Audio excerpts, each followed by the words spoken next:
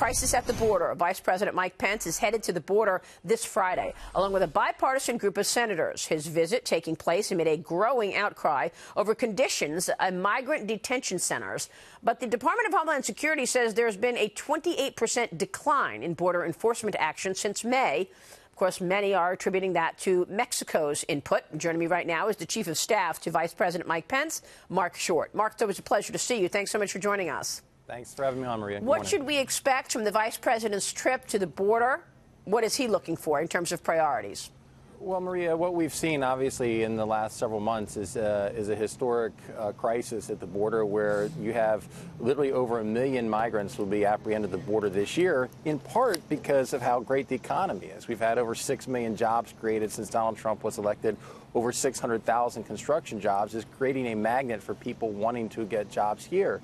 But the challenge is we don't have the resources right now to safeguard and protect our border, and that's what we're trying to work on to fix.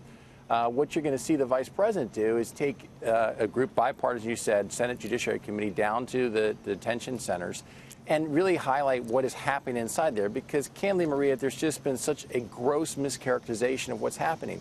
When Democrats go down and talk about concentration camps, I mean, Maria, concentration camps are what Nazis used to gas Jewish children to death. What you're seeing on our border is law enforcement actually going to the desert to protect the lives of migrants, bring them into safe shelter, and help for the children, help to find foster care in the United States. The comparisons and the rhetoric is just absolutely absurd. And so the president asked the vice president to go down to the border and showcase to the American people what is actually happening in those centers. Yeah, and that's what we look forward to sharing. That is so wrong that there's such a mischaracterization. I actually spoke with a number of border sources because I took my show to the border a couple of months ago, and what we saw was just stunning. And I spoke with them before and after AOC went down there. And after the meeting, they told me that it was hostile from the get-go. She doesn't believe anything. She questions everything. When she went to the detention center, she said that people were drinking from the toilets, which was absolutely not true, a lie. So, I mean, it's good that the vice president's going to be with Senate Judiciary folks, because the public needs to hear the truth. I mean, these pictures you're looking at right now are children having crossed the border on their own. It was really so sad to see how many kids are being put into dangerous situations because of these loopholes. Right, Maria. So that's the other part of the trip that the vice president will try to highlight, is that we still need more help from Congress. As you mentioned, the lead-in, we've had more assistance from Mexico in the last month than we've had from congressional Democrats in 10 years in trying to secure our border. The 28% decline is really attributed to Mexico. We have so many challenges in our laws where and one of the things that the vice president and Secretary Pompeo helped negotiate last month with Mexico is a Remain in Mexico policy. Many of your viewers may not know this other than Mexican rule that says if you're not from Mexico, we can't return you back. We have to keep you here in the United States and go through the adjudication process. So the Remain in Mexico policy that Mexico is allowed to pursue will keep the migrants in Mexico as they seek asylum claims here in the United States, which I think will help to protect some of the flow as well.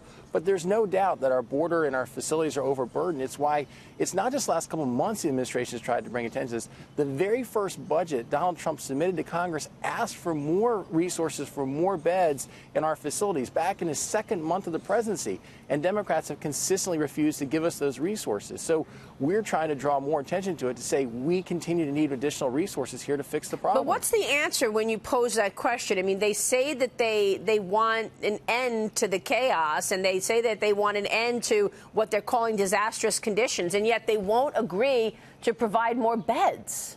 That's exactly the conundrum we're trying to shed light on, Maria, and we hope that we'll be able to in the coming months to show that more. I think the challenge is the far left of the Democrat Party believes that if they're giving more beds, it allows the Trump administration to detain more migrants. But the reality is it also provides us the ability to have more humanitarian assistance to provide facilities for those coming across our border. Yeah. And we do hope to, again, shed light on it and Marc, be more transparent. Let me move on to China, because the U.S.-China trade talks are obviously slow going. U.S. Trade Representative Robert Lighthizer spoke over the phone yesterday with Chinese Vice Premier Liu He, and Vice President Pence is set to give a speech today about USMCA. Let's talk first USMCA. Is it going to come down to the floor for a vote? We think it will, Maria. We're optimistic. When? Ambassador Lighthizer's had very good conversations with Speaker Pelosi, and he's earned a lot of trust from congressional Democrats. I think that the reality is it's more likely to happen this fall. We are certainly hopeful it will be happening this summer. But we're going to remain encouraged, and we're going to keep pushing for this. When you see the vice president travel as he is today, he's going to congressional Democrat districts that need this trade deal for their own constituents. It creates jobs and commerce. So today he'll be going out to San Joaquin Valley, going to agricultural district represented by a Democrat. In that district, a lot of their agricultural produce is exported to Mexico and to Canada. And so we'll be making the case. This is all the more reason you need to help put additional pressure on Speaker Pelosi to bring this to the floor for a vote, because we think if it's brought to the floor, it has the votes to pass. But likely it's going to look more like this fall, I think, at this point, Maria, than this summer. Yeah, and so what about China? Does the vice president want a deal to get done with China, or the fact that they have reneged on some of the most important big-ticket items, is that a deal killer? Well, I think we're all encouraged that since the G20, those conversations have opened back up at the president's encouragement with the Chinese premier. But let's keep in mind that for decades, I think American presidents have been led with the notion that if we can open access to markets, you can see all these other freedoms flourish in China. And that has not been the case. They continue to oppress religious minorities. They don't allow a lot of the freedoms we enjoy in Western democracies. But additionally, they've cheated and lied on a lot of the trade deals. This administration, this president said we're not going to tolerate that anymore. And so what they've been, I think, reluctant to is agree to many of the enforcement provisions that this administration is trying to put into these trade agreements, which I think are necessary, because you've seen China steal intellectual property. You've seen them force the transfer of ownership. And this administration is not going to allow that anymore, and we're going to reset the relationship. We're encouraged the negotiations have restarted. We're hopeful there'll be a deal. But as the president said, it's not that we need a deal. We want to get a deal, but the reality is that many manufacturing companies are already leaving China. Yeah. I think they're facing more pressure right now. Yeah, but does the U.S. have an alliance? I mean, do you think that there's a plan B in terms of doing a deal with Vietnam, the Philippines, and the regional players there if, in fact, there's no deal?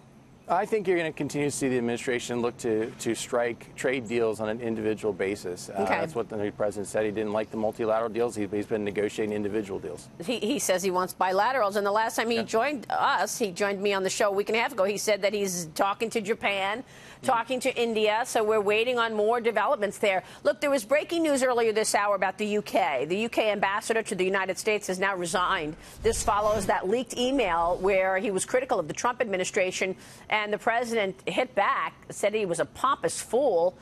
What's behind this? Well, Maria, I think the reality is that his effectiveness would have certainly been limited based upon the news coverage. So we're glad to see that he's resigned, and we look forward to working with the new ambassador. Tell me about the vice presidential trip to New Hampshire, abruptly canceled last week, Mark, without any explanation.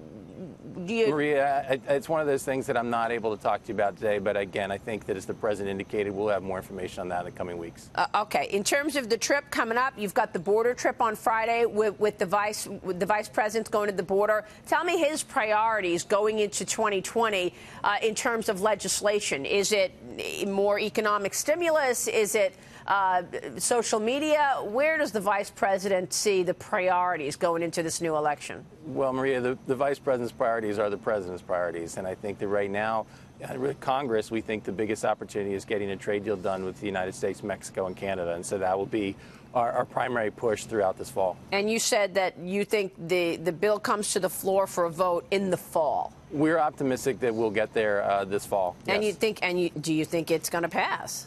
Again, we think that it has the votes, that there's enough. The reality is that there are 31 congressional Democrats residing in districts that Donald Trump won in 2016. But more importantly, those are districts that create an enormous number of manufacturing jobs in the auto industry or agricultural jobs, because we've now provided, let's say, additional access to dairy farms in Wisconsin and Minnesota. And so we think the votes are there on a bipartisan basis to pass it. But there still needs to be, I think, some additional work with Speaker Pelosi, because she holds the keys about when she gets to bring it to the floor for a vote. Right, of course. All right, it's an important piece of legislation. Marc, it's good to see you this morning. Thanks so much. Thanks for having me on, Maria. Marc Short this morning at the White House.